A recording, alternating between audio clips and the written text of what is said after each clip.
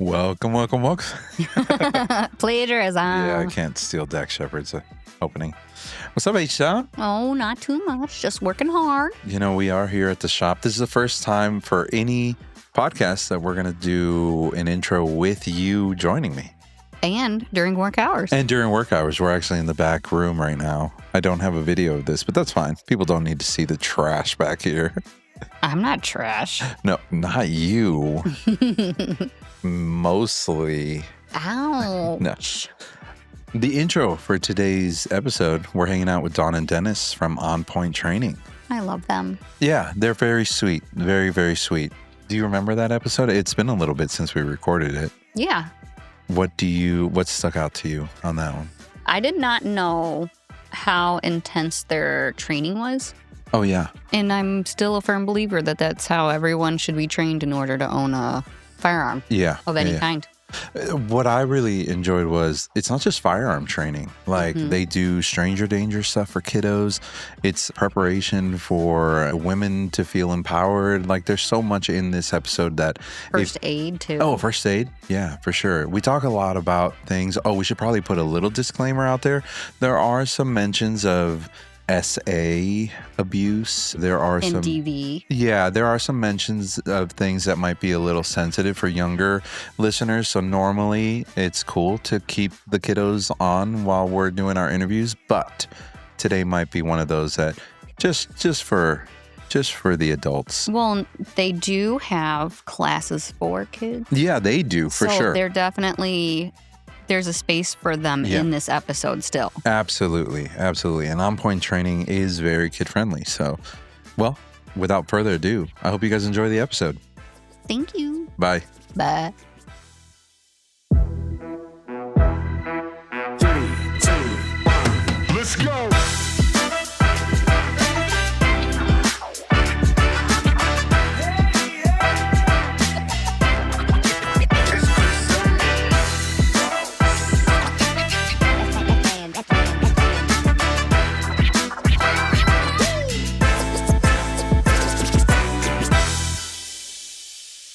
Dennis and Dawn and Dennis. I've been practicing that all day. I don't know why. It was a bit of a vocal stim for me today. Dennis and Dawn and Dennis. The double D. That's what I was gonna say. I was gonna say Team Double D, but then I was in my head too much about it. I was like, maybe I shouldn't say that. But I'm glad you did. It's actually her call sign for our group. Is it really? Yes. Cool. Well done. I wanted to hop in quickly. You guys own OPT. Correct. On Point Training. Correct. And walk me through that. What do we got? What is it? So On Point Training we started our LLC in 2018, but have been training people for the past 20 plus years. Firearm training? Firearms training, hand-to-hand, Safety. medical training. Oh, medical too. Oh, yeah, we do everything from Stop the Bleed, AEDE, CPR certifications, Narcan certifications, TCCC medical. Our whole business was put together geared towards getting yourself back home at night to your loved ones and to have one less victim out there on the streets. It's kind of scary to think about it that way, right? But if you're not prepared, you're not prepared. Correct, yeah. All right. And you guys are a blended family. Let's kind of backtrack a little bit, Yeah, right? 100%. How did you guys meet? Online. Oh, yeah. Yeah. That's the old-fashioned way. Yeah. the old-fashioned way, yeah. Yeah, we met online. Plenty of fish. Bumble. Cupid. I think. It was Bumble. I think it was Bumble. ChristianFarmers.com. Right? Christian Mingle. We met online, and he had been divorced for a couple of years. I had been divorced for a couple of years. I stayed single for a very long time because my focus was on my two, and they were really important to me to make sure that they were taken care of, and that in this day and age, you don't know when you're dating if someone's dating you to get Closer to your kids. Closer to your Correct. kids for nefarious reasons. Ooh. And that's unfortunate. Jeez. And plus, just the dating world is just Traumatizing. trash. It is, and It's that was one of the trash. biggest things with us dating is I didn't meet the kids for a couple months just beforehand. Which honestly feels like the right move, right? Yeah. Like it's always a bit scary when I see friends who are dating now with kiddos, and it's like don't let too them fast. meet so Yeah. fast, you And know? even when we did, we just got together as workout partners and we worked out together. Yeah. And the kids would play while we would work out, and then they would see us in that aspect of this is somebody that's like I'm Yeah. friends with, and Gym we- buddy. yeah, Right. Cool. and we would hang out every once in a while with the kiddos, but most of the time, like we have parenting schedules, so we had non-kid time. Yeah, of sometimes. course. Right. And so we were able to have our adult interactions without involving them, and it was Yeah. really important to me. And it took me 6 months to agree to date you. You just kept Yeah. coming back. I just And, kept coming back. Yep. That's And all right. It took her a while, but finally she called me up when she was up visiting her parents, and called me up and said, "So you still want to date me?" And I'm like, "Yeah." And that's how we started dating. Was a phone call. Yeah, Very cool. Were And- you both living here? Yeah. yeah. Okay. I was nice. just up north visiting You my were just- parents. you were My just parents live in your all the way head? up in. Well, I was in my. I had a fight with my dad's neighbor, and I was in my feels, and I was on the phone like crying to him about this jerk, and because he was the only one I knew would be awake because he worked nights at the time, and I was like, who do I call? And and I was like, you really, that I'm a hot mess, and you really want to date this? He's like, yes, and I'm like, okay then. Can I tell you when that was? Nah. Do we have any idea when our anniversary is? Nope. We Can you? don't. We can't even tell you how many years we've been together. It's been years. That's awesome. Yeah. Okay. It's like, that's not really important. It was Sure. after Later. lockdown, but before everything opened up fully. I gotcha. So I can tell you that. Yeah. So it's been 4 or 5 years, probably closer to 5. Sure. Yeah, I would say so. And we have our little blended family. We bought a house back in 2022, and 6 months after we moved in, we asked Liam and Dennis if they wanted to come join us, and Oh, love we've it. been rocking it ever since. Yeah. Yep.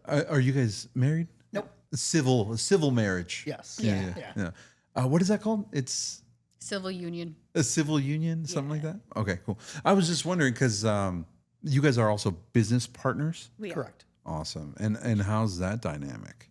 It actually goes really well. Yeah. With dealing with different traumas that I haven't dealt with. I'm not a female, so I haven't dealt with certain things. And when we're dealing with a lot of women's and children's domestic abuse, Dawn has an understanding a little bit more than I do and can empathy with more of the females. She can talk to them female to female versus me talking to a female about things that maybe they're not uncomfortable with. Yeah, me. of course. I could be the trigger of that issue just being a male. They could have issues with that male. So it really works in a great dynamic with her to be a part of it where she can take over and talk about things that I can't I love with the that. females. Yeah, absolutely. I mean, even when it comes to little things, when it comes to firearm training and like being able to touch somebody in a way where it would almost be considered inappropriate if Dennis did it. Sure. I mean, he always asks. He'd be like, "Hey, Of course. can I touch your hand? Can I touch your arm? Can I adjust your hip placement? Can I do this?" Yeah. But when we first started, when he started, talking about the business, and I started getting involved in it, I was like, I don't think you realize how many women have been, like, accosted. And then I was like talking about like the 97%, whether that is like, and the 7% is 97% of women have been some form of sexually assaulted in their lifetime, whether that just be catcalling on the street or Sure. like full on assault.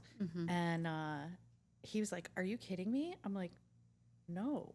Like, Yeah. and then a couple months later, there was an incident with my daughter where another child was inappropriate with her. And was I mad at that child? Absolutely not. Was I mad at that parent? Because that's what he's learning in his Sure. home. That was learned somewhere. It's a learned behavior. Yeah. Yeah. And so was I furious with this person's parent? Yes. I'm not blaming the child. I'm not mad at the child at all. Yeah.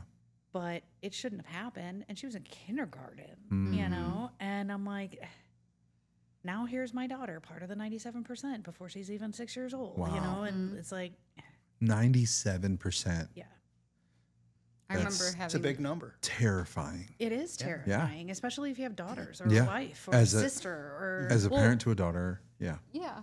Yeah. The first time I remember telling my ex-husband, I was like, every woman you know has had something happen to them. Mm. And he was like, no. And I was like, yeah, yes, they have. And it's not always like big and dramatic. No, it could just be a small degree of something to something Somebody else. said something inappropriate to them. Somebody has brushed up against them inappropriately. Some boss has tried to take advantage of a power dynamic situation.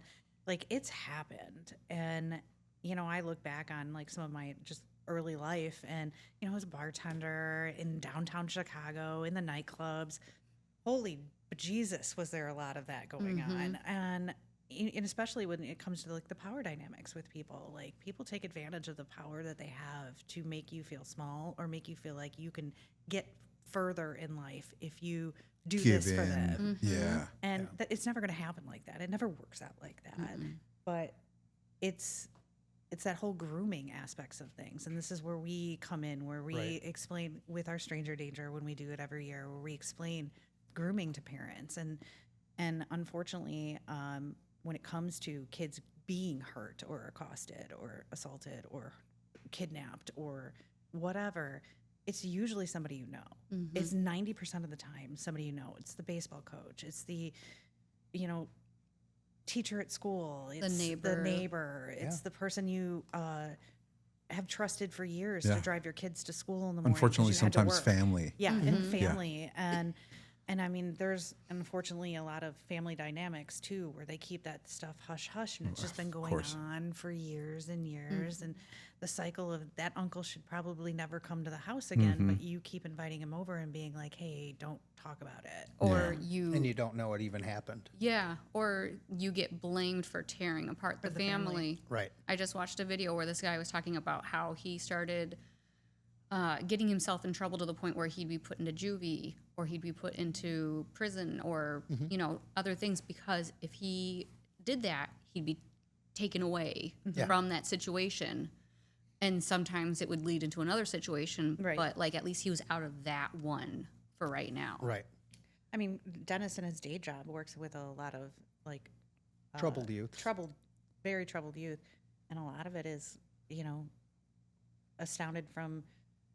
stems from just what they're growing up in, the environment that they're in. You know, how do you take somebody out of that bad environment and go, okay, yeah, this is great. We took them out of the environment, but now they're done. And now we have to put them back in the environment where they just came from, and back in the same house, back hanging out with the same people, back on the streets with the same people that just got them there. And how do you expect somebody to change when you take them and you correct it and then you put them back into that same environment? Sure. And a lot of these kids choose like, you know, bad paths because they're like, hey, at least I'm not at home. This is better than going to jail and getting in trouble and getting arrested is better than being at home. I had a client tell me that. Yeah. I'd rather be here. Just send me now. Just send me now. It'll be better than being here. And what is that day job? What are you working with? So I actually work at Indian Trail High School. Oh, okay. I work with CIP PSG, so I'm a liaison that works at the school. I'm in between the courts and law enforcement. So I go to court with the kids. I deal with DCFS. I deal with home visits, people on ankle monitors, all that type of stuff. Drug-related, gang-related, fighting, just truancies in general too. Would you say that there's a through line? Can you narrow it down to this? There is the same pattern that every kiddo who may be down a wrong path has? Lack of parenting. Yeah, I was gonna mean, say to be parental. honest with you, Yeah, it's the, if it's not the abuse going on in their home, it's just the parents ignore them. They're just not Emotional there, neglect. and it's just they are they've got nowhere to consistently, turn. like not guided in life, and unfortunately, that's the biggest thing. I mean, they'll tell you like they don't like me sometimes because I'm like, hey, we can't do that. That is illegal. It is called loitering. We can't just hang out wherever we want. And but that's my job to teach them those things. And there's so many parents nowadays that like There's it's no the guidance. teacher's job. It's you know, that they'll learn it on their own. I learned it on my own. Well, you know what? I was raised in the 80s and 90s. Yeah. I'm Times not have raising changed and things are a lot 80s different. and 90s kids. It was a different world. I'm totally raising different. 2025 kids, Yeah. and I have to raise 2025 kids, which means I have to adjust and figure it out too. Yeah. and it's not easy. And sometimes we are not perfect in any means, but they still like us at the end of the day. They're safe. They know that they're safe with you. Yeah. Yeah. And that's a big step, and huge. the main thing is to make sure that they're safe. You know, we make a mistake as a parent. Well, you go, oops, okay, now we'll fix that. But you know, you do the best that you can with the kids on a day-to-day basis. Well, there's like I think it's down in Chicago on the south side, and they have like an after-school club because they're trying to build that family feeling that you would get from outside sources from your family, like gangs and whatever. So they're trying to do that in a positive way because so many of these kids don't have that family at home. And then so they create like it's a whole non-for-profit. They have like activities, other things going on, and they talk to everyone every day.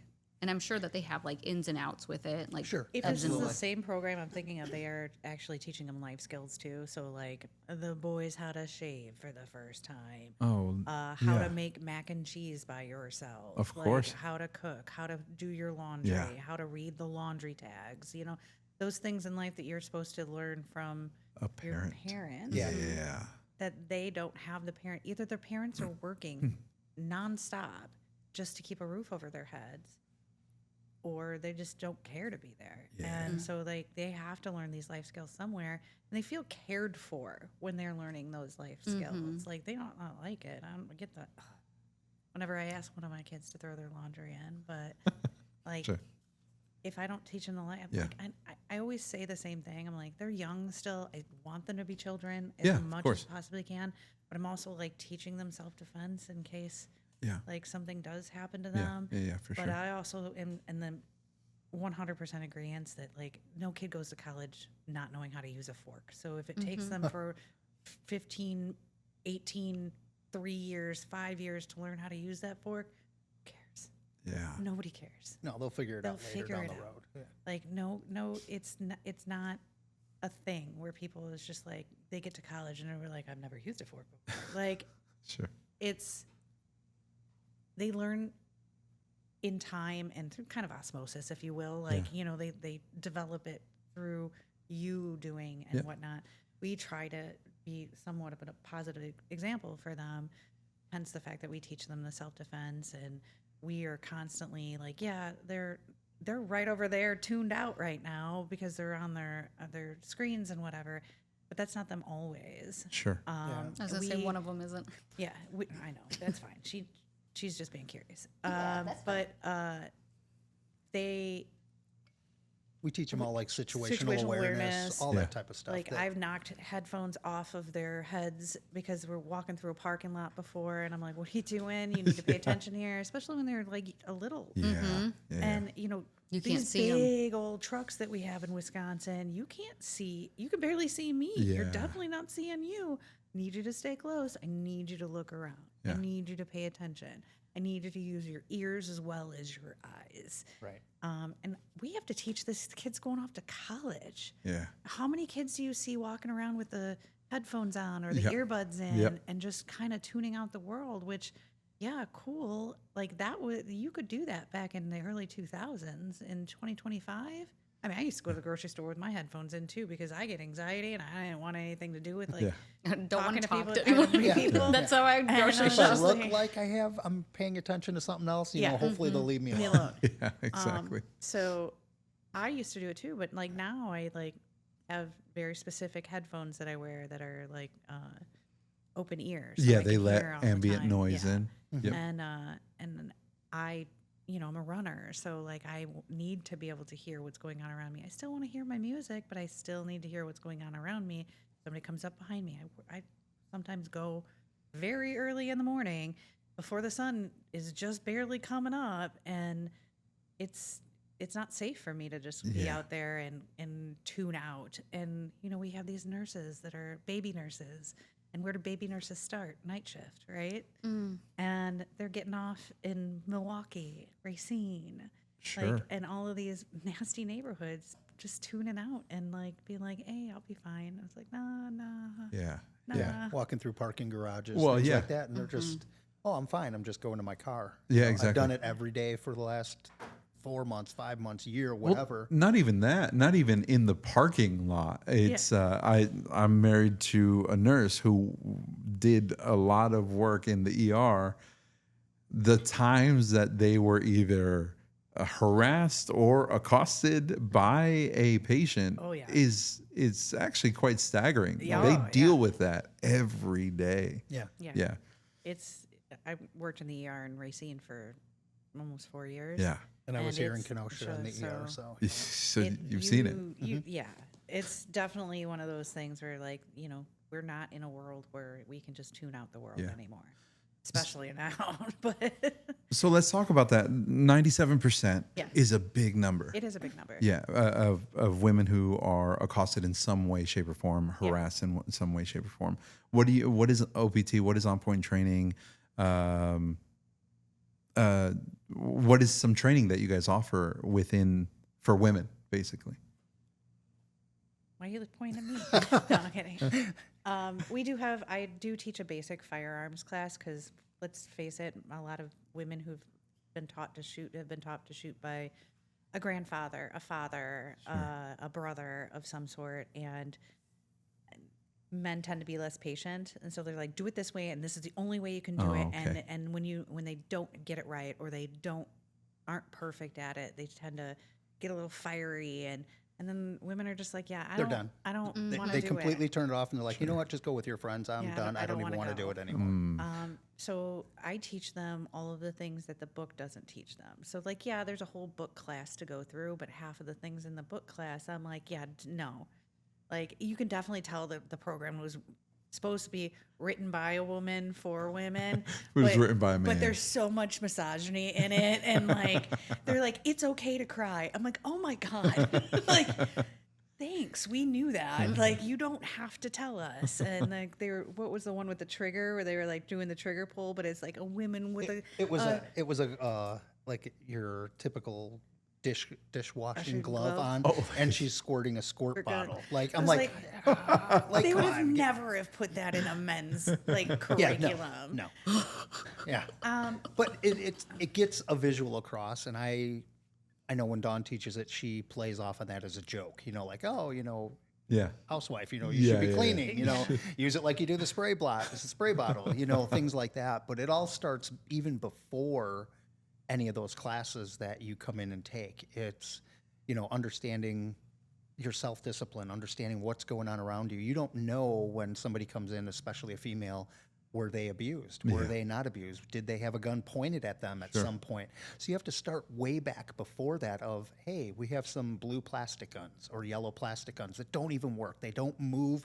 It just simulates what a gun looks like, feels like, weight-wise. Yeah. Oh, You wow. get them to hold that. Yeah. And sometimes you get women that are like, this just freaks me out. It's too Well, much. how do you get them on a range shooting a real gun if they can't even hold a fake plastic gun? Yeah. And then we move to what is called a cert gun. And it's basically a gun that when you press the trigger, a little laser light comes out and you can see a dot on the wall.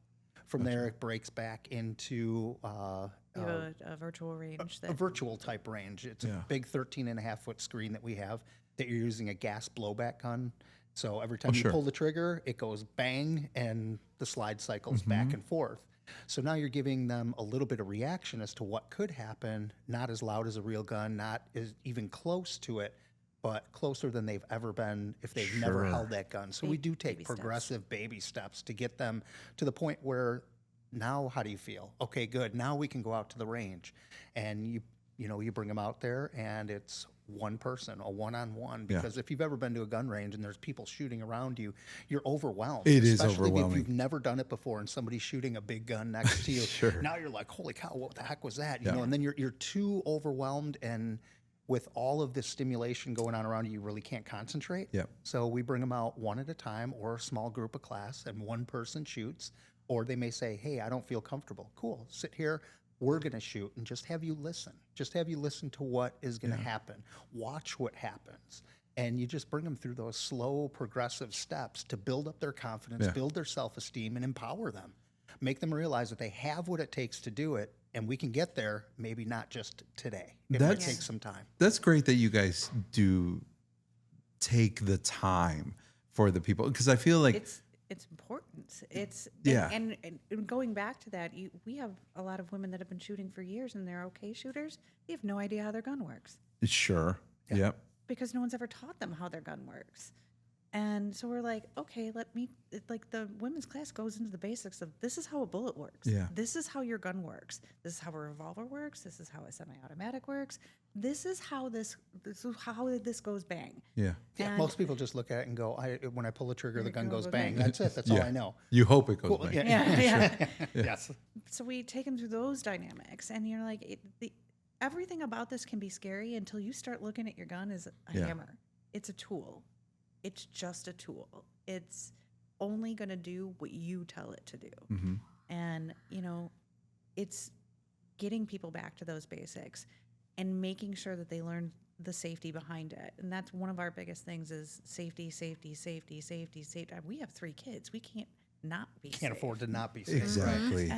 And so for us, it was always about just teaching the safety aspect of it, whether that's safety in putting groceries in your car or just carrying a gun, or I carry a knife on me every day and how I carry that knife and why I carry that knife and where I carry that knife. Yeah. And just going back to the basics of this is how you can defend yourself.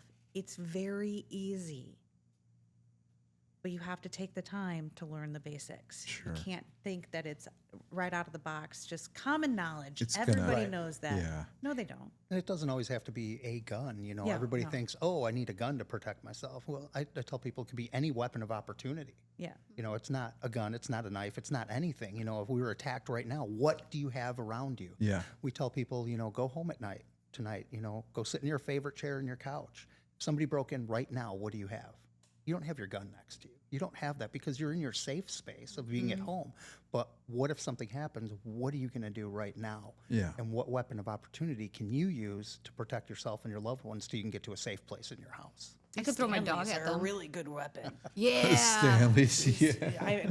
There's a fake Stanley, but they're a really good weapon. They can Well, Make- they're some do damage. some damage, man. 40 ounces. Something. Yeah, and especially if it's full, you can chuck that at somebody, and it's Yeah. your weapon of opportunity. Sure. If you're in your car, you don't Yeah. have to deal with the person talking to you or threatening you. You can hit them. Hit with the your gas car, pedal. Yeah.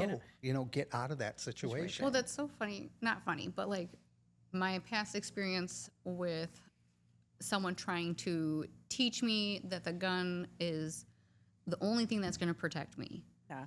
And they didn't want to get a gun safe. They didn't want to do any of that. And in fact, I had to tell them at one point, like, no, you're actually scaring me Yeah. with your beliefs. your beliefs and with your gun because you're not treating it like you should be. Yeah. You're treating it like it's a toy. Yeah. You're wearing baggy sweatpants and putting it into there to holster it and That seems safe. running off. Yeah.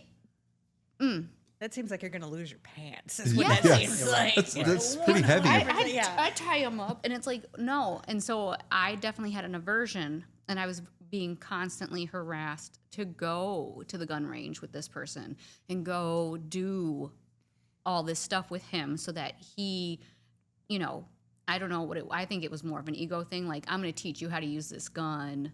And I can guarantee you it would be nothing like what you guys do because he's impatient.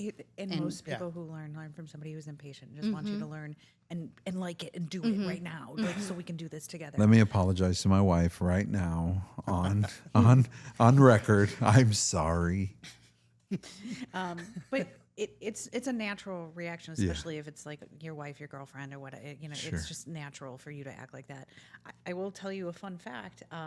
I was terrified of guns for 20-something years. I had a very abusive boyfriend back in my late teens, early 20s, who used to point them at me quite a bit. Wow. And so I would hyperventilate if it was in the room with me. I did not like them. I couldn't do it. And I Now had look at you. I know, now Firearm. look at me. Now she's a Like, firearms instructor. Yeah. But I took my power back. But it took my time, and it took, It was going exposure through therapy. Well, there were some things going on when I was getting divorced that I had a friend of mine is like, we're not doing this. You are going to go to the gun range, and you are going to So I don't care how long it takes for you to shoot it. Yeah. We're going to be there until you can. And, you know, I did cry and I had to just slowly, gradually work my way up to it.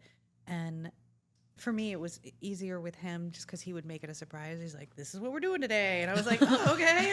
Like, so I didn't, but then Gave her no choice. Yes. I couldn't Work do yourself up. like the whole. I think about it all night, and this is what happens. and You work blah, yourself blah, up. and you work But you yourself already up. had that conversation together that you were going to learn. It's not like he was just like, Yeah, No, she already No. knew it. Yeah. Just you just didn't didn't plan on win. it being today. Yes. yeah. I wanted to take my power back in that way, and yeah, I am kind of princessed it out a little bit because, like, do I clean my gun? Nah. But you know how to. Yeah. She does. She And, does. Within reason. Yeah, I do know how to, but do I? No, because we get back to the shop and he gets all excited. He I do. starts You know, you cleaning pull them them. all out and you just get everything out. Listen, and then before I- I know it, I'm like, oh, they're all clean. And she's like, oh, thanks. It's been years and I've never cleaned my gun yet. But it's, you know, like, but at the same time, it's like I do know how to do Yeah. that stuff. It's the preparation. Yeah. Yeah. And I know lots of women that are just like, I never want to use a gun. I'm like, cool, let's get you something you can use. Yeah. Let's. I but, teach like, and have been carrying for years, and that's the first thought I think every day. I don't want to have to use this Yeah. gun. Have You know to what I use it, mean? yeah. That breaks into a whole other Yeah. end Right, of no. if you had to. But yeah. I'm thinking also of our listenership. We were talking earlier. We have some overseas listeners from mainly France because of some of our past episodes. But the UK doesn't necessarily allow guns. But the preparedness of being socially aware, knowing your surroundings, knowing who you're with, like knowing what you can defend yourself with. It doesn't have to be a gun. Right, which is what we put out there just because we've had people come take a concealed carry class with us and they're like, I never planned to carry a gun. But you know what I do want to know? The laws of if I have to use If you have to self-defense. use it. Yeah. Even not even a gun, Gun. anything, any Yeah. weapon that you have, if you take somebody's life, you're going to jail. Yeah. So now, do you even know the laws of what could happen? And they're like, oh no.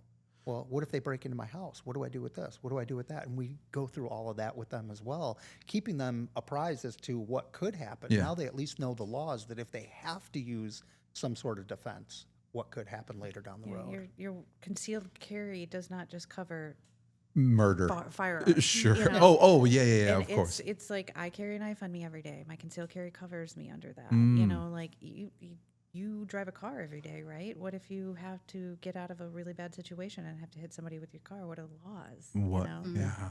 And it's hard. I mean, my card in my wallet literally says like, call the police. Shut up. You know? Sure. Because when you're under duress, you're going to say things and your memory is not going to be real in that moment. You can say, I shot 3 times, or I kicked him 3 times, or I pepper sprayed him twice. Sure. But it could have been 5.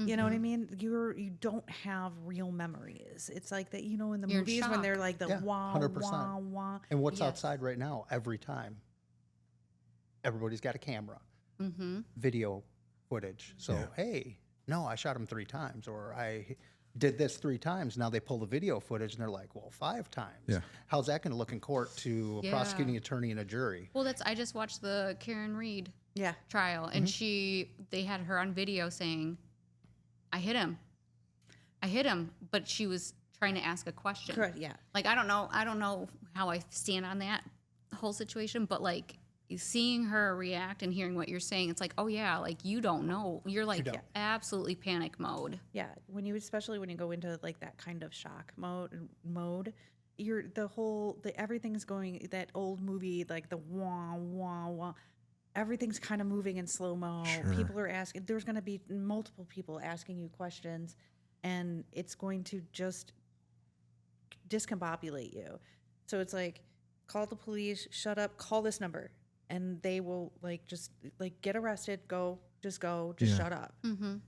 It's natural to want to be like, I did this and this is why I did it and blah, blah, blah, blah, but don't do that.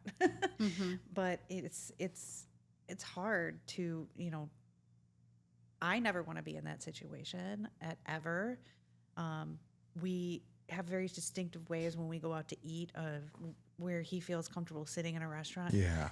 You're a guy. Yeah. You're probably like this too. I used to just take him out of that position and purposely sit there to get him out of his comfort Yeah. zone. Because be like, you can't always pick where you get to sit. Yep. Yeah, And of course. sometimes you have to trust me that I'm watching too. Sure. Okay. So now the kids even are like, "Where are you sitting?" 'Cause now they, Yeah, they let us pick now. They know it's a thing. They know that he's always going to want to look at the front door. Yeah. And I'm always going to want to be facing like the other exit. We're Sure. never both on the same side of the table. Yeah. Watching Yeah, the yeah. same direction. That's for kids, bro. Yeah. Yeah. It drives me so crazy. This is not on point at all, but it drives me so crazy when I see couples sitting on the same side. I'm like, guys, no. No. Same ciders. When I used to waitress, we'd be like, "Oh, we got some same." Yep. No offense to anyone who sits on the same side. Right, I'm glad that you guys enjoy each other's company. That's it. I just don't want their elbow in my way. I need a break. That's why I Yeah, want to yeah. sit on the other side. Oh, 100%. And I want to be able to look at them in the face, not be like, Yeah, the logistics are all off. Unless one of you is right-handed, the other one's left-handed, you're Then stuck. you're good. Yeah. Other than that, no. We're kind of the opposite in my marriage. My wife is the one who's always It's her job. vigilant, and she will not face the opposite way of the door. She Yeah. needs to be able to see that. I'm like, I know that already. We just kind of go from there. But yeah, she's the ever vigilant one. That's her job. That's the mama bear in her. Very the much job so. and the mama bear will like And combine the together. anxiety. You know, Oh, yeah. the panic that will set in Very you much so. if you can't be put in a situation where you're fully comfortable. I've done it to him several times. He's I not. didn't. He's I didn't better digest now. food well that night. 'cause I'm not facing the direction I wanted I to. get but- He's it. better now, but at first he kind of had to adapt to it and figure it out. but that's kind of nice though that you were able to put that kind of pressure on him and him be able to, Receive it. receive it. Yeah. Yeah. And then in the end, that makes you two a better team because 100%. you guys trust each other and you know that you've got each other's backs. And And that was almost what she first said to me was like, "Hey, you have to trust me. I teach this too. I got your back. Trust me on covering the doors. Just you can breathe, you can relax." Yeah. It took me a while. Yeah, but here we are. But However many years later. I don't. Yeah, we we have don't no idea. 4 or 5. I don't know. But that's what always cracks people up. They're like, "You don't even know your anniversary." I'm like, "No, I could look back in the calendars Sure. when I was up north and give you a basic week, or that's what you want." Yeah. But no, don't know. So training for women, of course, man. I'm sure. Sure. You guys aren't only for women And kids. We and we kids. Yeah. we so did children's so training. talk to me about kiddo stuff. What do we? So we start with self-defense classes we have for kids, usually 5 to 7. I tell them 5 if they can start listening. If the kids can listen, we require a parent to be there. Of course. Just so that they can kind of watch and kind of rein them in so we can continue teaching a class, but also so that the parents know what we're teaching them. So that they can kind of reinforce some That's of the great. stuff at home. Yeah, of course. They're not teaching the class, but they're hearing what we're doing and why we're doing it, and we try to, get the kids to understand that. And that's what your self-defense classes, and we run that through high school, college, after. I have a group of ladies that are nurses and home visiting nurses. So you go into some houses, and now you're walking into a house, and you don't know who else is in that house and who they have to deal with. That's scary. Or how yeah. combative that patient might be that day. Yeah. Yeah, you don't know. So they range, ages, usually 5 and up. I try to stay around 7 just because their attention span's a little bit better. And then we do firearms courses also with kids. And we start them out on that virtual range where they're just learning the 4 universal safety rules. And we go through, it's like an hour-long class. We run 1 a month. And the kids go through a slide presentation. It reiterates safety, safety, safety. 4 universal safety rules every single class, so that's getting reinforced in their head. Yeah. After that, it goes into some scenarios of just pictures that are on the wall on that slide of what is unsafe in this, and it could be a a pan, with the handle and a little baby near it, things like that. Like pick out things that are unsafe in this. What would you do in this situation? Who would you tell? What would you say to them? And then after that, we spend about 45 minutes or finishing up the rest of the class on that virtual range, where now they're going through all of the safety precautions that we just learned in a safe environment. No live ammo. It's a laser that you press the button and a laser hits the wall. But they're learning the stance that you talk about. They're learning the trigger press. They're learning the sight picture, control. And again, keeping those 4 universal safety. Don't point a gun at anything you're not willing to destroy. Keep your finger out of the trigger. Know your target. Know what's beyond it.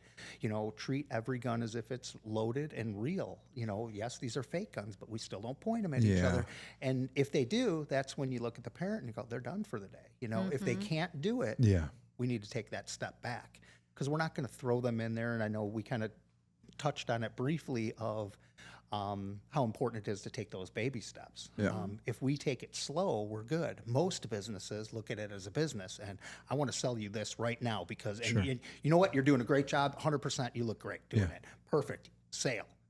But you're not going to get that repeat person coming back to go, wow, I was told that I was really good at this. And then when they take training with an instructor and they look at it and they go, I didn't know this, I didn't know this, I didn't know that. Why didn't somebody teach it to me? Well, that's why I brought up the baby steps earlier, because it's very surprising to find a small business or a business of any kind that really does have the patron in mind, right? Like, you guys aren't trying to sell something for the sell of it. You guys are taking the time with children, you're taking the time with women, you're taking the time with everyone who comes through the door to really give them or to show them that you guys truly do care about their well-being, quite literally. It's a passion for us. It's not our day jobs. We would love to do it full time. We're not there.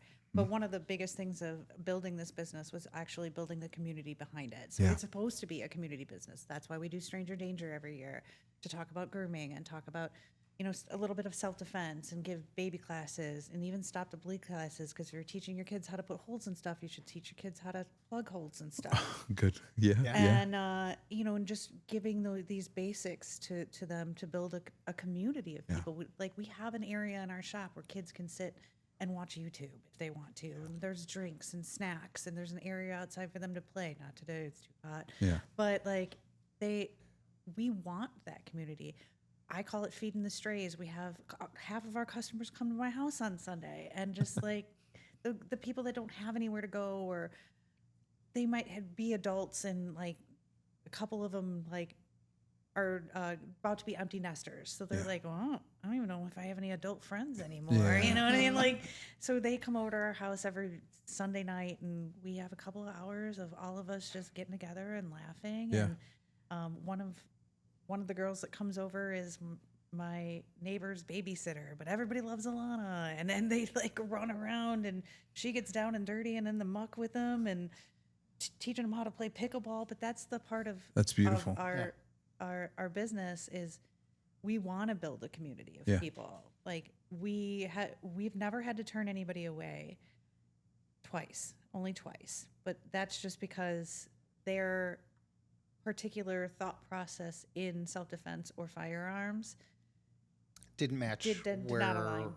It didn't align with our beliefs and the way that we were. Good. And come to find out through other people that own other firearm stores, are like, hey, so-and-so, we kicked him out of here as well. And I'm like, wow. So it wasn't just us. It's that. That's what's scary. That's the part that is scary. That's the part that I think about a little bit. Like right now that you, Don, we're talking about creating the community, inviting people in. I mean, I don't invite everyone. No. I get that. But, I get that. But also, part of me thinks, the cynical part of me would think okay, there is a person maybe looking for a firearm. What is the intent of the firearm? Mm-hmm. But then you never know the people that you are touching in just that one moment. You know what I mean? Where they come to your place, maybe with a malicious intent, but you guys are actually taking time. You guys are caring about these people, and that might even, there's no telling how many times you guys have touched a life without even knowing it. You know what I Yeah. mean? Right. Yeah, we've done a lot of outreach in the years that we've been together. We've been to many police departments to walk girls in to report, assault and Yeah. and Called at domestic 2:00 in the violence. morning, and they're like, "Hey, I need someone to talk to." I'm like, you're And gonna I you jump in would- the car I was and I like, take you'd off. kill me if I left, so you Yeah. better go. You know, I'm like 2:00 in the afternoon. He'd be like, but 2:00 in the morning, he's like, nah. and I got to drive an hour and then take them into District 1 in Chicago. Chicago. Like, Mm. yeah. And you just, you do what you have to make sure that your clientele is safe. And this, it wasn't even a student of ours. It was a student that I knew who had mentioned what we do. And they were like, no, call Dennis and Dawn. They're a safe place. You Yeah. can call them. And yeah, And I It's pretty sad, much but talked to it's- her the But whole it's like- time he was driving out there, and it was unfortunate. One of the girls that we did take to the police department was her doctor, and another Assaulted one her. it was her professor, and he had been doing it for years. didn't realize she was being groomed groomed. from her freshman year in college through her senior year. Well, and I just talked to someone the other day that didn't realize that adults can be groomed too. Oh yeah, 100%. That's the first adults are person the they- first people that are groomed. Yes. And Do we, you think that the people that are like doing nefarious things to your kids, they got your trust 1st. They groomed you 1st. Now you trust them to leave the kid with you. Don't worry, I got him. You run to the store. Yeah, take care of your errands. I'm good. Wow. And I think about that all the time because we have Puts our a different neighbors- perspective on Yeah. things. a Yeah, little and bit, it's awful to think about, but we keep going back to the word preparation. Preparation, yeah, and it's a lot of work. I mean, like we have neighbors that we constantly are like, "Hey, I need to run and pick up a kid. Can you run over here real fast?" And just like two of them are eating dinner, or Yeah. they wanted to go to T-Mobile and not bring their 5-year-old. Crazy, I know, because T-Mobile's so fun for 5-year-olds. They're like, "Hey, can we throw Kennedy in your house for a little bit?" Just I was like, "Yeah, that's fine." But we've built up that part of our community, and we built up that trust to be able to leave our kids alone with these people, and vice versa. But at the same time, I don't think I've ever had a babysitter in our life. Like No. in the entire time my kids have been alive. Yeah. I don't think my kids have ever had a babysitter because I just don't. Yeah. I We're don't in- know these people. You know. We're in that boat Yeah. too. And it's been, and it's tough sometimes too, because there's a little bit of maybe judgment from other parts, maybe even in the family or friends, because we're kind of like that. We don't necessarily leave our kids with just anyone. Yeah. Right. And it's tough for me to even leave them with some family members. I get it. Just 'cause- because, right? Like I know what I've gone through in my life. I know everything that has maybe even been exposed to me early on. I don't want that for my kids, right? Like, And you may trust that person and be like, oh, okay, no, cool, we'll let them there. But Uncle Frank is, hanging out at the house for that day. And you don't know that person. yeah. That's And why now we you have a- just let them in to a situation that you're not in Exactly. control of. We have a real hard time with sleepovers for the same reason. Yeah. Like, We haven't done one, and I don't think we will be doing one. we've let Sam spend the night one place, and that's just because he's known him I've known those people for 20 plus for years, 20 know plus their years. kids, Their know kids like are our kids' age, and they live like literally blocks from us. So if Sam really needed to get out of the house, she could. Well- but it's like it's about. I don't know. I know you. I know you forever, but I don't know who you're having over. Is, Yeah. is Are your you friend- having friends over? Is your husband having friends or your wife having friends that you don't know who they are? but like you said, you've prepped them. Like there's no such thing as secrets between adults Adults, and yeah. Right. children. If you don't like it, you don't have to do it. Yeah. If you don't want to be touched, you let them know. If you want to come home, you call me immediately. 100%. And if you don't want your friends to know, there's a way to do that too. Right. Yeah. yeah. So I forgot my hair tie at home. Can you bring it to me?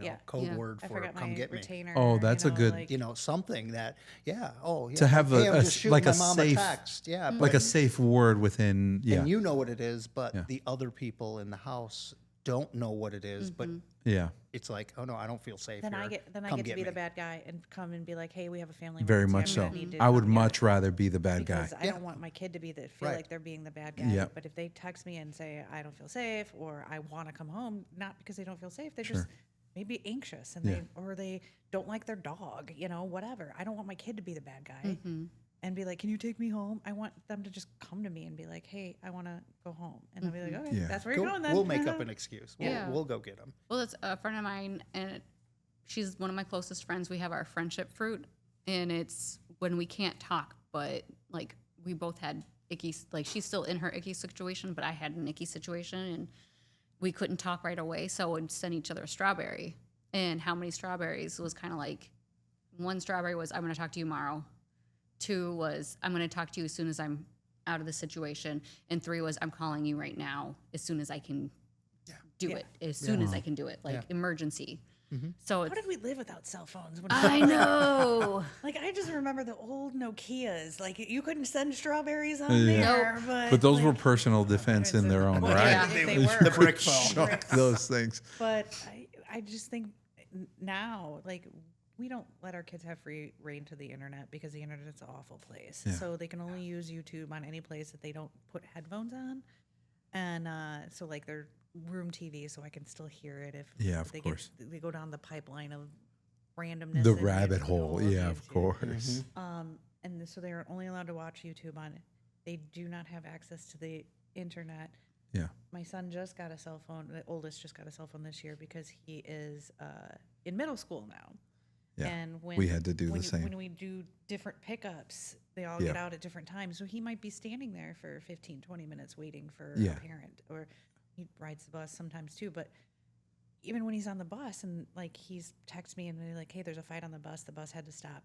Like, I'm just letting you know I'm running later. Yeah. And I'm like, so he can let me know those things. Yeah. I can also see where he's at all the time, if he remembers to bring it anyway. But he doesn't have free and unfettered access on the phone. One of the things that I teach at Stranger Danger too is Internet and cell phone. Internet and cell phones. My son has what they call a bark phone. There's also one called a gab phone. The bark phone, he can't add contacts to it. It makes me approve them. And once I know who they are, then I can approve them to message him or call him. Yeah. Like his grandparents are in it. We're in it. Yeah. His dad's in it, But he doesn't need, like, he has got his friends in it. But it's people we've approved. Yeah. But it's funny because it monitors it for violence. It monitors it for drugs, anything that you could say or text. Sexual activity. Like but it's funny because it's so sensitive. Like he was texting his dad. He's like, should I bring Sam's Miralax? I get a notification. Talking about drugs. Yeah. 100%. But that's good, right? Yeah. It Yeah. notifies everybody as the adult to go, oh, That someone's whoa. constipated and needs Yeah. But it's one of those environments where I now feel safe because I know he can't download an app without my permission. He can't, if he goes on Google and starts Googling something that's nefarious, I'm going to know. Yeah. So even I think he took a picture and he put something on it and it like flagged it for depression. And those are the things because that, it was a sad face that he took to Sam. Yeah. Oh, gotcha. But and he put like some text over it or something. But it's letting me know. I don't necessarily have to like go through his phone to make sure that he's good. The phone, I'm letting him be his own person and have his own privacy. But if something's going on, we're gonna know. I'm gonna know. But even that, I think we have a responsibility as parents. Yeah. Privacy's great, and I love it, and I want my children. I remember when I was kind of going through this with my middle kiddo, I got him like a journal, and I was like, "Listen, I want this to be for you." He doesn't use it, but I told him I had a nice The little. thought was great. Yeah, I had a little sit down with him, and I was like, "Listen, I want you to write down things in your day." If it's something that made you sad or mad, and this is for you. But if there's ever anything you want me to read, I'm here for it. And so kind of left him with that, and he used it for a little while, but I think he's kind of forgotten about it. But keeping an open communication and an open dialogue with your kiddo, and unfortunately I feel like there will be a little pushback from a more free parent, maybe, where it's like, well, they need to make their own choices, blah, blah, blah. I get that. But we're First, still here to gear them in the Yeah. right direction. and their frontal lobe's not Yeah. totally developed yet. I need to at least help in something. We're in all three of them are in a developmental stage where they're like their bodies are changing, their thought process is changing. They can feel more than just sad, mad, afraid, and glad. You know, like sure. they've got complex emotions. Yeah, of We're in course. inside out right now, but all of those things that are happening to them, they should have be able to like come to me and talk to me about them. Of course. And you know, because of our kids being very open with us, all of them, we do know things that are going on in the schools that Yeah. most parents wouldn't know. Right. Things that were going on in the other prospective parents' Yeah. homes that if they didn't open up and tell us, we wouldn't know. And so, you know, we're not here to bash exes, but like sometimes you're like, that's not a situation. Maybe Yeah. you misinterpreted that. Let me talk to your dad. Exactly. And, you know, same goes when he calls me. He goes, hey, Sammy told me you said this. And I was like, no, that's not what I said. But it's a 9-year-old's interpretation of what I said. So now I have to sit down and talk to her about it. But It's your kids- communication. Yeah. Communication is so Has to be open. key. Yeah. And they have to know that we are a safe space. There is nothing in the world you cannot tell me. Yep. But at the same time, I know sometimes you're not going to want to tell your mom. Mm-hmm. And my two are in therapy because of it, because they had some stuff going on in not my home, but they needed to talk to somebody, and they didn't necessarily feel they didn't feel comfortable talking to their dad. They didn't necessarily not feel comfortable telling me, but they needed to learn how to work through those emotions. And Yeah. sometimes that's not mom. And one of the good things that came about that a little bit was, like you were saying, the journaling thing. Sammy can write things in her journal and give it to her dad. And her dad can read them, and he can maybe try to get through those feelings without the 9-year-old trying to get it into words and getting blabby or going off trail. She just can put it down into like a few sentences that this is what I wanted to tell you. And then he can write back to her without it being confrontational. Yeah. Yes. Because that's where emotions get into play, and you know, like you get cryy. Yeah, and if you start talking about it and then one person gets upset and then you're like, oh, well, I'm done talking about that because that just didn't work. Yeah. Yeah.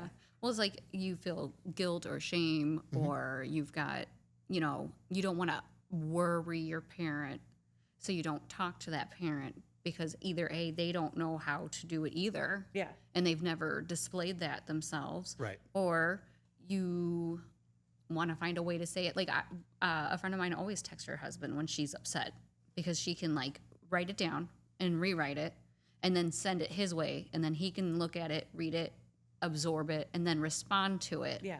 That way there is no, We There- sometimes get like that. yeah, too. it's just easier sometimes. I mean, we're two very grown adults who sometimes don't even know how to interpret our own feelings, and sometimes I explode and I apologize for it, and sometimes he goes silent on me, and it's just that's us like reacting to our old trauma too. We shut down because we're like, oh, this is the only way that it worked most of the time. And I have to go to him, or he has to come to me and be like, I don't like it when you do that, or You don't even realize that you're doing or something. I'm like, hey, you shut down on me, and he'll be like, I'm sorry, or he'll be like, is it okay if we do this, because it's Liam had to go to the doctor, and is it okay if we go to the doctor? And I was like, he's like, I know we just sat down to get some dinner, and I'm like, you think I'd be mad at you for going to get the kid? Like, Sure. Right, but But everybody has that past trauma. Yeah, Yeah. there's always Oh, something well. that would have. Yeah. Yeah. So even like 4 or 5 years later, we still work through our old traumas. It's natural reactions. And some of my trauma just comes even further back to like my parents. So Yeah. like, it is what it is.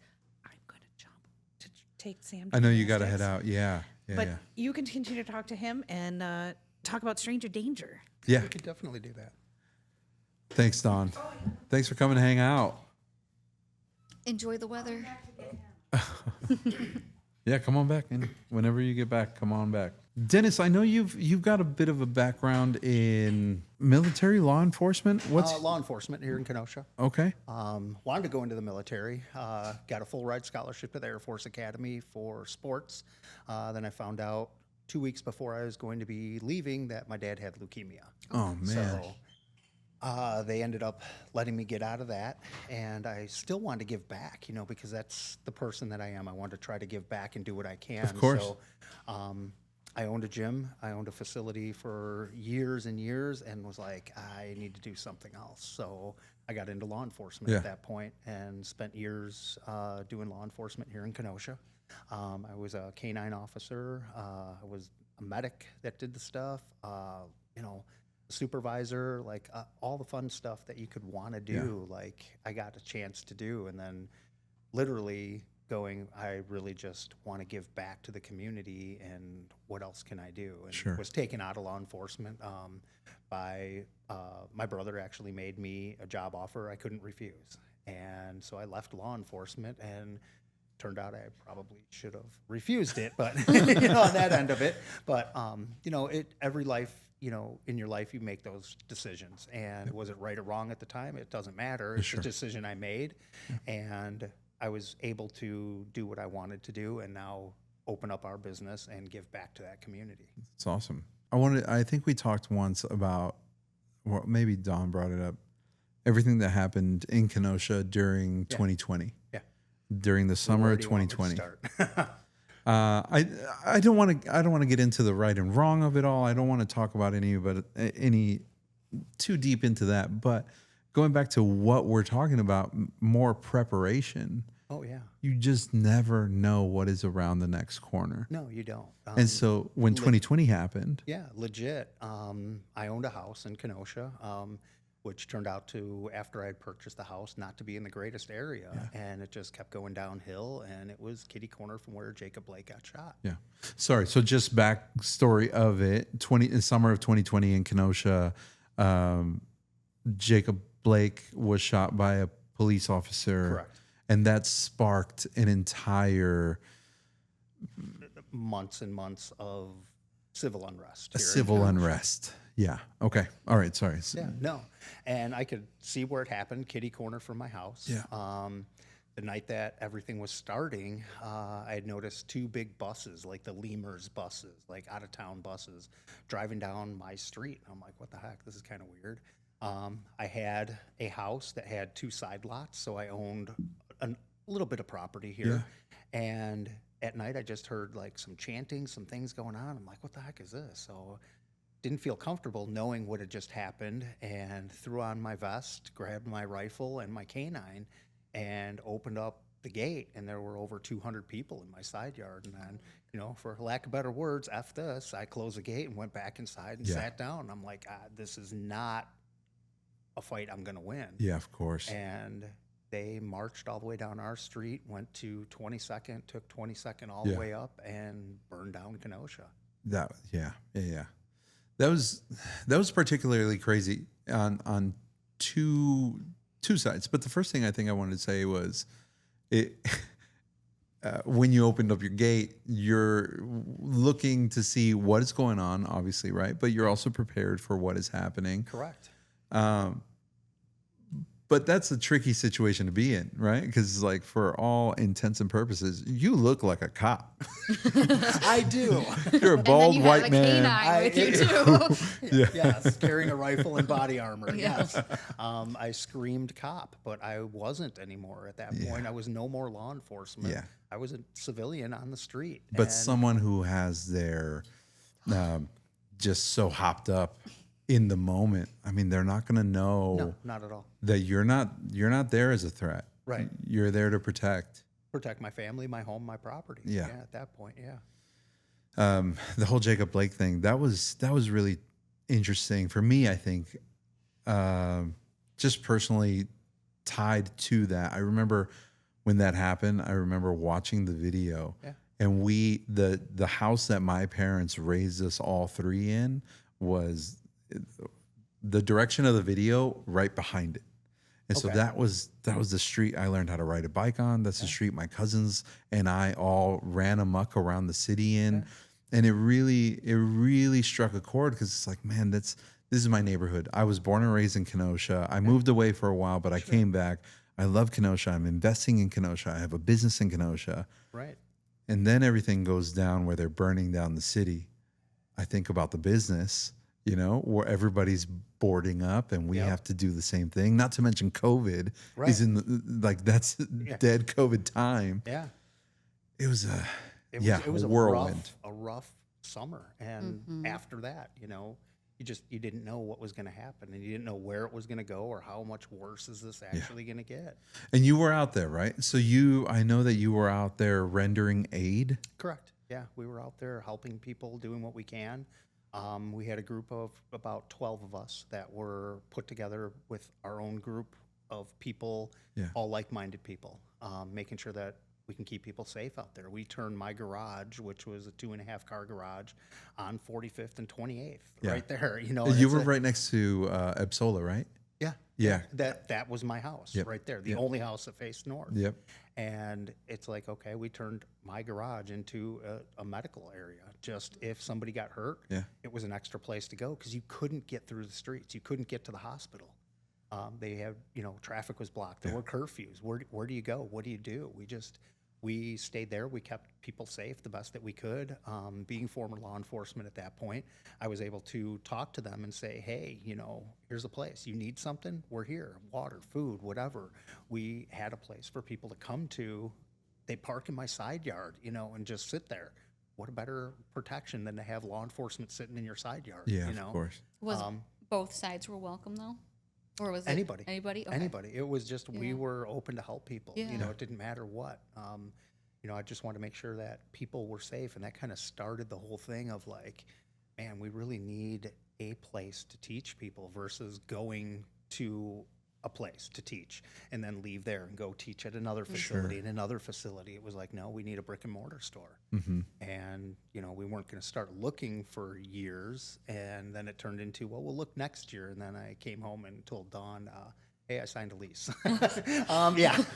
Jumped into it. That was a whole nother thing. I was gonna say, I wish she was here right now. Yeah, no. That's why I waited to give this part of the story after. This she is said going to be a that. part 2. That's what we can do. We're going to do part 1 with, and then the secrets. Yeah. No, unfortunately, during that time, there were some fatalities that happened here downtown. Did you guys see any? Did anyone come to need aid from you guys in that time? No. Okay. The night that the individual was shot and passed away and was brought into the Kenosha Hospital, I was working that night at the hospital. Wow. And they threw him in the back of the Durango that we were driving because it was literally across the street. Yeah. And we drove him right into the Sally Port, and he was pronounced dead, you know, there. So, yeah, I got to see all of it firsthand right there, working from the law enforcement end going, oh, my gosh, this is horrible of what's going on, to now working in the hospital going, holy cow, this is way worse than we thought. Sure. And, you know, all the streets shut down, everything shut down. And when you're pulling into a Sally Port with the hospital vehicle and law enforcement's following you in because they don't know what's going on. Yeah. And it was just, it was a mess. It was a mess that whole summer. That's such a scary place to be in. As I think about it, just being on my end. Yeah, I was married. Well, I'm married to a nurse who at that time was actually, now that I think of it, she was working the ED at Freighter. So it would have been where that's the, I think, our trauma center. Freighter South? Freighter Kenosha. Freighter Kenosha. Yeah, okay. Yeah, the old St. Cat's. Yeah. But that's such a, I think, scary place to be in. And going back to the people listening to this, for me, like, I'm a lover, not a fighter, right? So I hope it gets the point across that preparation is key. We just never know what is around the next bend. True. We never know what life looks like from here to 5 minutes to next week. Yeah. Are we ready? Are we prepared? And not in a weird, like, Prepper. doomsday Like the world is prepper. ending. Yeah. Yeah, no. It's literally being prepared of, you know, walking out of your house. You know, am I prepared for what could happen? I could get into a car accident. I can this. That's why a lot of our medical classes and stuff are trained for people to, I've used my medical training 10 times more than I've ever had to use my gun. Wow. Car accidents, anything like that. You know, any type of trauma that could be out there, you're prepared to take that into consideration and be able to assess that and hopefully, you know, help them out. But that's all education. You're teaching people life skills. You're teaching them like how not to panic. Right. You're teaching them so many things, and like especially right now with our current environment and everything, it's very important to keep feeding your brain with all this information. And that's why when we opened up the actual brick and mortar, which we won't tell Dawn because she's here now, of how I sprung that on you and just signed a lease without telling you. But if you look at like, and I'm just going to say a gun shop, right? Anybody can go to a gun shop and buy a gun. Most of the time when you go there, you already know what you want. It's like going to buy a car. You already basically know what you want. Yeah. There aren't training facilities out there to teach you what is right and what is wrong and how to, yes, you have a gun. Sure, it may not be the gun that I like, but you know what? You have one. I don't know how to use it. Cool. That's what we're here for. We want to build a training facility and that community to keep yourself safe and to have the training, because I don't want to be that typical gun shop. I want you to be able to walk in there with your kids and have them sit down on the couches, watch, YouTube. Well, mom and dad are taking a class. Go outside and play. We've got juice boxes. We've got, everything that kids could want to be there. Now it's, comfort, making sure that they're comfortable, make sure their parents are comfortable letting them in that environment. It's kind of crazy. Like you have to take a class to drive a car. Right. You have to take a class to drive a motorcycle. Yeah. There's a bunch of classes you need to take before you can actually get something. Yeah. And I honestly feel like that should be the norm. Like you have to take the class before you can get we it. Touched a little bit about this when I was talking to you, when you thought that I was like super on the right, and I was like, and no, but we touched on this a little bit, that you don't have to have insurance. You have to have insurance to drive a car. You have to take a class to learn how to drive a car, and that's a deadly weapon too. You know. Yeah. But you can go get a gun without taking a class. You can get your concealed carry without ever shooting a firearm. That's crazy. So Well, for the state of Wisconsin. Anyway. Yeah. Same for we are- Texas. We wholheartedly believe there Got a driver's should license, be you're good to go. there should be some kind of gun reform, and we obviously, with the shop that we own, have everybody from the left and the right and dead center. We're way more dead center than we are anything, and I think a lot of people are. I think good chunks of this nation is just right there in the middle, and you should have to know how to use the weapon that you have. Right. Sure. It shouldn't be How many different months laws. do you take to drive a car, before they trust you to drive a car? Yeah. Heck, It shouldn't be different laws from here to the next state. I can be in 3 states in 3 hours? Yeah. And And every they're all single one of them have different laws. Well- that's crazy. For us to even get our license to cut hair, Yes. Sure. it's 1,500 hours Yeah. to Right. prove, and then a test to prove that you know what you're doing. Yeah. So To cut hair. to cut hair, well, and to color hair. And to Right, yeah, right. yeah, there's Like use the chemicals, because you can really hurt a person with those chemicals if you're not doing it Or right. the sharp scissors, for that matter. God. now imagine if those things were a projectile. Yeah. coming I mean, at you. sometimes I feel like they are. They should- Sometimes they need to be, right? You just gotta throw them at them. You should have to renew that instruction. Yeah. You should have to take a minimum amount of classes to be able to keep that. Yeah. And that doesn't mean that you have to take it with us. You could take it with, Larry down the street. I don't care. Just as long as you have some this sort of amount of continuing range time and education. this amount of continuing education to continue to be able to have the privilege Yeah. To have own it. And granted, I Exact- get it. There's a Second Amendment. We're big Second Amendment believers. We wouldn't have a gun shop if we weren't. But not everybody, like the Highland Park shooter, for example, he had Yeah. gone so many times and been taken so many times to the medical facilities. That's not a police report, so that would never stop him from getting a gun, Wow. and it that's- didn't. Yeah. And this is and that was a scary situation for us, because my best friend was down there and with her child at that point in time. A bunch of my clients live there. and they ended up Witness it firsthand. running to her mom's house because it was closer than her house, and turns out the shooter lived right across the street. No way. Yeah. Mm-hmm. So she's like, I don't know what's happening. She's sending us pictures. There's SWAT teams, and she's like, what do I do? We're like, Yeah. stay in the house. He wasn't there, but still, just Yeah, when they busted down the door and all that kind of stuff, and then they showed his picture, and she goes, "Oh my gosh, that kid that lives across the street." Jeez. from her mom, not her. But Yeah. Right. needless to say, she went to safety and she actually put herself right in the mix of it. But that kid had gone to the hospital numerous times, been picked up by the law to be taken to the hospital numerous times, but there's no police report. That wouldn't prevent him from getting a gun. And his dad bought him for him. That's crazy. But like, I like that I wasn't going to bring it up, but you brought it up. I did. The right and the left of everything, right? And that was one of the things that I remember talking with Heather about it when we kind of first met. There is a feel that you guys are Second Amendment, super right. This is the thing, but gun reform isn't taking away firearms. No. It is making it safer. Yeah. Because Yeah. if my kids didn't have to do Alice drills every day, I'd throw my guns in the lake. I don't care. Like we did tornado drills and we're holding our heads under our desks. You know, like we didn't have to do what they have to do Yeah. from Barricade a door. And That's trauma. very That's much so. wholeheartedly trauma.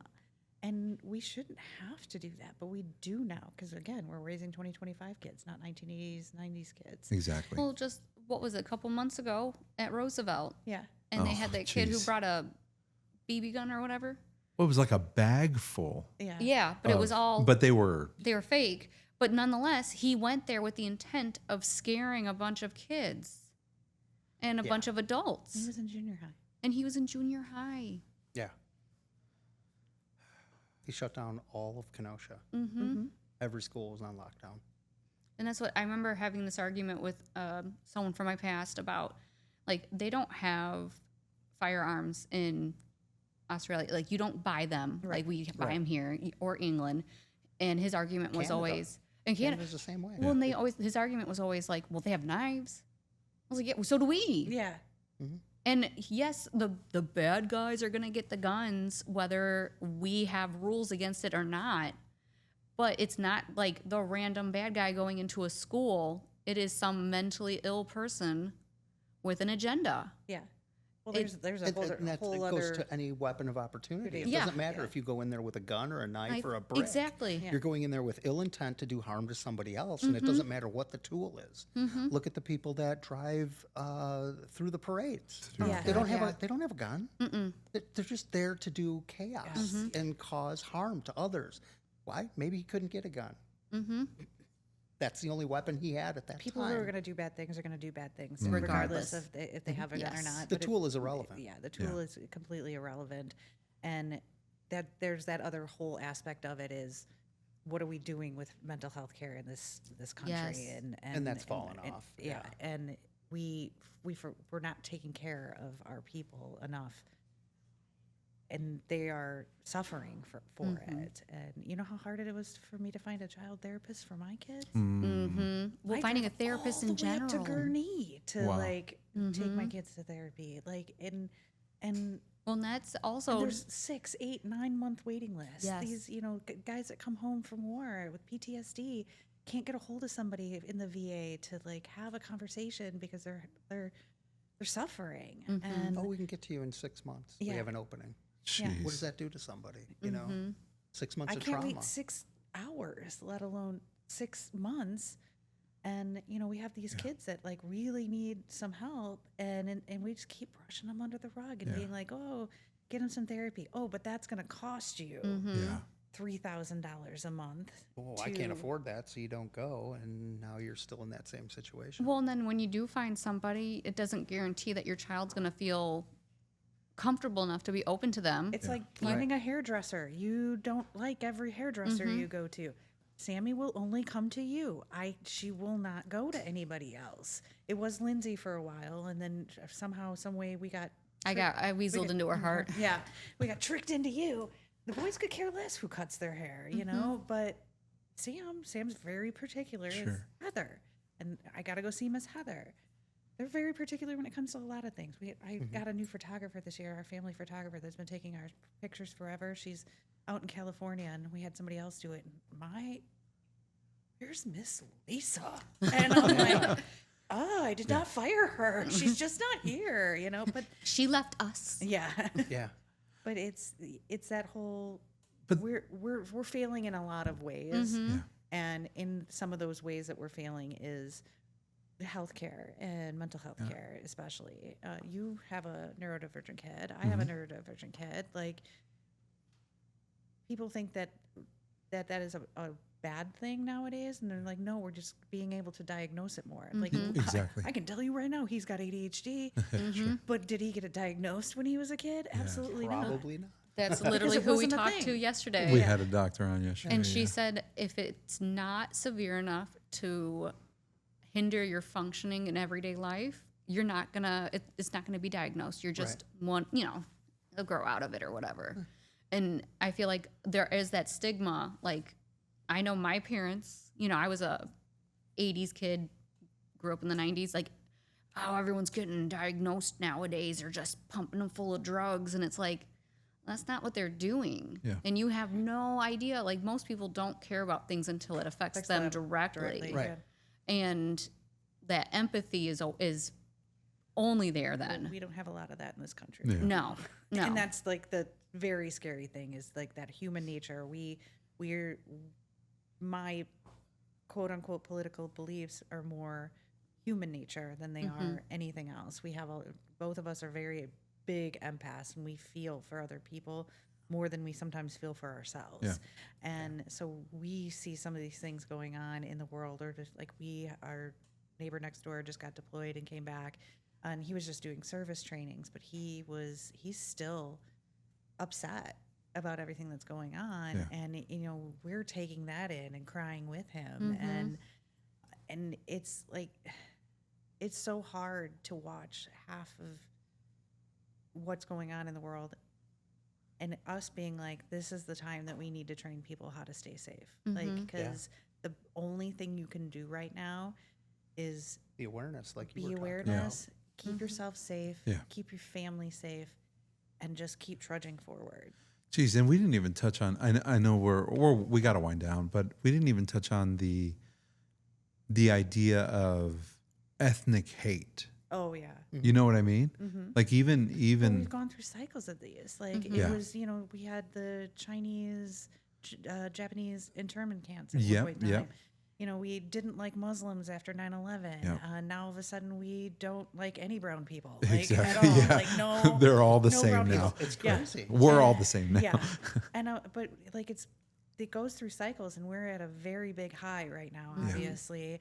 And I just sit back and I'll be like, they're just people. Those are human beings. What are you With doing? families. Yeah. Well, and even with those people that don't believe that there's still racism like this, because I have people in my life that don't believe that there's racism, and it's like, well, let's talk about within your own community, your own, Caucasian. There's always someone that we make ourselves feel better than.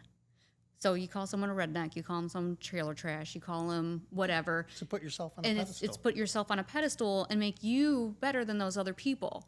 So the same thing with like all these people don't speak Mexican in my country. And it's like they know 2 languages, you know one. barely one. Yeah. So I say that all the time. I was just like, oh, okay, because they know 2 languages. Like, you know how many I know? Just the one. I'm like, I can get by, but nah. but that's But it's- insanity. It's insanity, and it's like, I don't want to say the silent generation and like older population is starting to kind of die out now, but my dad will tell you all day he's not racist. He's so racist. But it's in the environment that he grew up in. He's like, I have black friends, and I was like, oh my god, Dad. Like, But it's and- that but internalized it's microaggressions. Yeah, and he'll be like, well, sometimes they're just being Ignorant. or it's like a horrible racist slur, and I'm like, Dad, you can't say that. Yeah, whatever. Yeah. well, we could before, and I was like, yeah, but we grew up, and Yeah. our kids are even teaching us things that like And we're hoping to evolve. yeah, Right? yeah. Hope that's- so. I had and that not regress. Yeah. I had that conversation today with someone who was calling their kid an R word. Yeah. And I was like, can we not? And he's Yeah. like, well, if he stops acting like it. And I'm like, there's no point. There's no point. Because you're choosing to be that way. in a point in time, that word was a medical diagnosis. Mm-hmm. It was a free medical diagnosis. It is no longer a medical diagnosis. Just like the puzzle pieces for autism. My kid's not a puzzle to be put back together. He is a sentient human being. There's nothing wrong with him. He doesn't need to be fixed. All right. So they started kind of going away from the puzzle pieces because a lot of those charities were just robbing. Sure. these Yeah. things anyway. But like they're not broken. They don't need to be fixed. And when you have people that grew up with like, well, it was a medical diagnosis when I was a kid, but it's not anymore. Just like we don't call it Asperger's anymore because the guy the Asperger Who's a Nazi. guy, yeah, he was a horrible Nazi. Let's not refer to that in the same line. My favorite is when it's, well, you're just too sensitive. And I was like, well, I'd rather have my kids swear, legit swear, than use derogatory terms because I don't have kids obviously, but like I don't want my kids to be mean people. Yeah. I want them to be empathetic and I want them to be strong. Sure. I don't want them to use anger and meanness to be strong. Yeah. No, kindness always wins first. And that's one of the biggest things we do teach the kids, that kindness always wins first. Are they always kind to each other?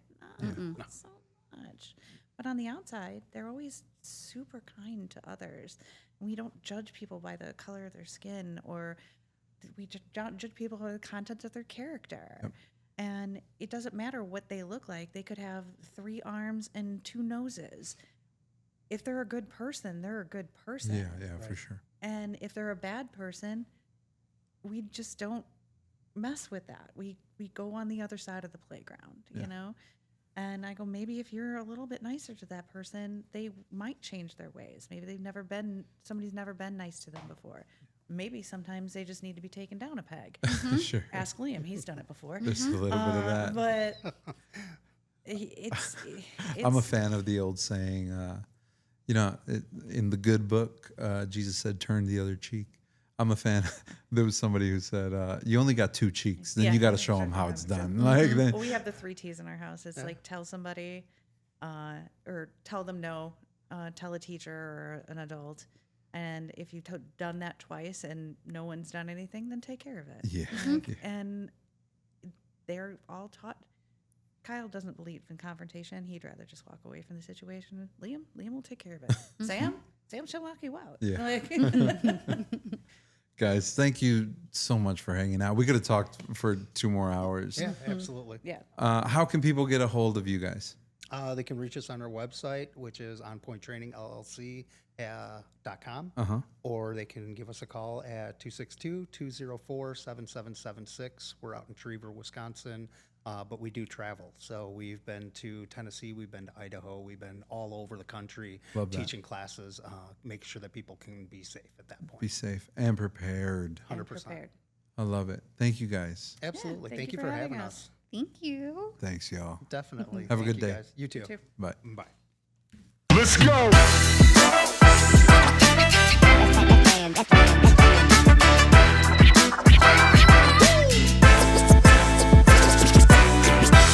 Well, that's a wrap for today's episode of Yall Be Good. And as always, a reminder that we are a project of Little Lion Cuts. We hope you've enjoyed these stories just as much as we have enjoyed sharing them. Every family has a story, and we're just grateful that we get to hear yours too. If you've enjoyed today's episode and you think someone else might need to hear it, don't forget to share this podcast with them. And hey, while you're at it, be sure to subscribe and leave us a review. That really does go a long way. You definitely don't want to miss out on any of the real, raw, and inspiring conversations we've got lined up. And we'd love to hear your stories too. So go ahead and find us on Instagram at Yall Be Good Pod, or drop us a message with your thoughts. And until next time, y'all be good.